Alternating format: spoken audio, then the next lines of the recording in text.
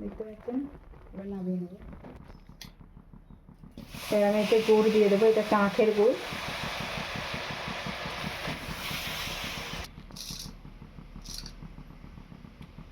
অল্প 5 ফোড়ন দিয়ে দেবো।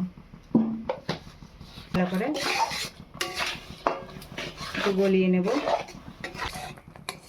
দেখুন কি সুন্দর গুড়টা আমার মানে ফুটে উঠেছে। এবার আমি কুলগুলো দিয়ে দেবো।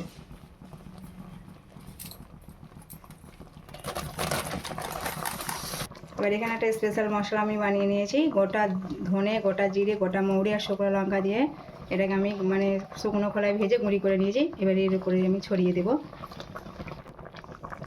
অল্প বিট লবণ দিয়ে দেবো। দেখুন কুলের আচার আমার হয়ে গেছে। এবার নামিয়ে নেব।